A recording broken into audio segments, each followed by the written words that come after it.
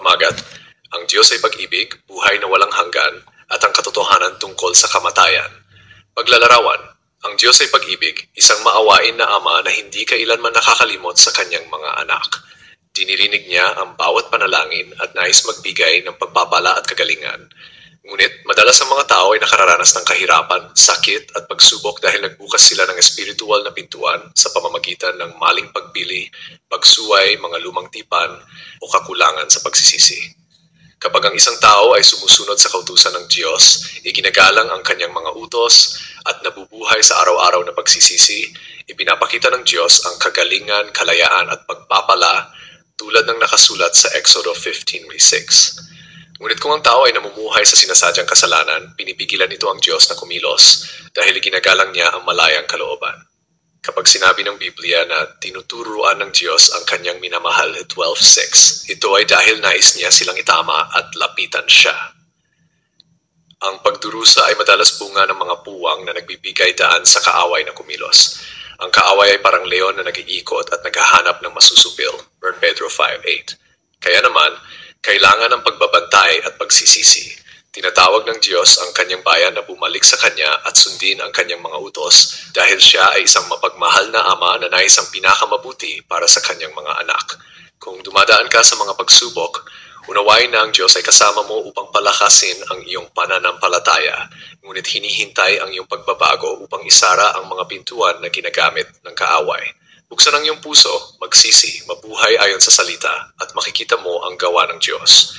Nais niyang ibigay sa iyo ang buhay na sagana. 1:10. Pinapanatili ka niya sa kanyang walang hanggang pag-ibig. Jeremiah 31:3. Manalangin ng ganito, Panginoong Jesus, kinikilala ko na nagbukas ako ng pintuan para kumilos ang kaaway sa aking buhay at sa aking pamilya. Nagsisisi ako sa lahat ng kasalanan at maling tipan. Patawarin mo ako, linisin ang aking puso, tulungan mo akong mabuhay ayon sa iyong salita. Isara ang lahat ng pintuan na bukas para sa kaaway. Protektahan ang aking tahanan at buhay sa iyong mahalagang dugo. Palayain mo ako sa lahat ng masamang impluensya at punuin ng iyong banal na espiritu upang ako'y lumakad sa tagumpay at kapayapaan. Tinatanggap kita bilang aking Panginoon at tagapagligtas at nagtitiwala sa iyong biyaya at awa. Sa pangalan ni Jesus, Amen. Itinuturo ng Biblia na kapag namatay ang tao, ang katawan ay babalik sa alabok at ang espiritu ay mananatiling buhay. Ecclesiastes 12:7. Ang kapalaran ng espiritu ay tinutukoy ng pananampalataya at pagsunod sa Diyos. Ang mga nasa kay Kristo ay mapupunta sa paraiso, Lucas 23:4-43. Ang mga hindi nasa kay Kristo ay mapupunta sa Hades, Lucas 6:2-23. Walang pagtulog o pagkawala ng kamalayan. Ang espiritu ay nananatiling may malay, may alaala at damdamin, gaya ng kwento ng mayaman at ni Lazaro. Walang pagbabago ng kapalaran matapos mamatay, sapagkat sinasabi ng Hebreo 9:27 na ang paghatol ay dumarating pagkatapos. Sa pagitan ng kamatayan at muling pagkabuhay, ang mga naligtas ay nagpapahinga sa presensya ng Panginoon, at ang mga nawawala ay naghihintay ng paghuhukom sa kaparusahan. Sa muling pagkabuhay, ang mga naligtas ay makatanggap ng katawan na hindi nabubulok at mamumuhay magpakailanman kasama ang Diyos. 1 Corinthians 15:52-53, Pahayag 20:4-6. Ang mga nawawala ay muling babangon para sa paghuhukom at kaparusahan. Corinthians 11:15. Ang walang hanggang kapalaran ng mga naligtas ay ang bagong lupa na walang sakit o kamatayan. Pahayag 21:1-4. Ang mga nawawala ay mapupunta sa lawa ng apoy. Mateo 20:41, Pahayag 15. Ang mga demonyo ay mga espiritu ng mga bumagsak na anghel na pinalayas mula sa langit.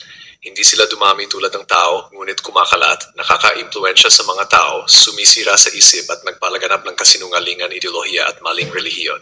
Mateo 12:43-45. Upang maging ligtas pagkatapos ng kamatayan, kailangang nasa kay Kristo. 1 Corinthians 6. Kailangan mamuhay sa araw-araw na pagsisisi. Verse 9, may malinis na puso. Mateo 5:8. Iwasan ang mga gawa ng kadiliman. Prophetic. Maging mapabantay. Mateo 24:4-44. At manatiling tapat hanggang sa wakas. Pahayag 2:10. Kung hindi mo pa iniaalay ang iyong buhay kay Jesus, manalangin ng ganito. Panginoong Jesus, kinikilala ko na ako'y makasalanan at kailangan ng iyong kapatawaran. Naniniwala ako na namatay ka sa krus para sa aking mga kasalanan at muling nabuhay upang ibigay sa akin ang buhay na walang hanggan. Tinatanggap kita na ngayon bilang aking Panginoon at tagapagligtas. Patawarin mo ang aking mga kasalanan, linisin ang aking puso at tulungan akong mabuhay para sa iyo araw-araw. Salamat sa iyong pagliligtas at pagprotekta sa akin hanggang sa katapusan. Amen. Ang kamatayan ay hindi wakas kundi simula ng kawalang hanggan. Bawat tao ay hahatulan ayon sa kanilang pamumuhay. Walang pangalawang pagkakataon pagkatapos ng kamatayan. Ang sandali ng pagpapasya ay ngayon. Bumaling kay Jesus, ialay ang iyong buhay sa Kanya at mamuhay araw-araw upang kasiyain siya. Naway pagpalain ka ng Diyos at laging ingatan.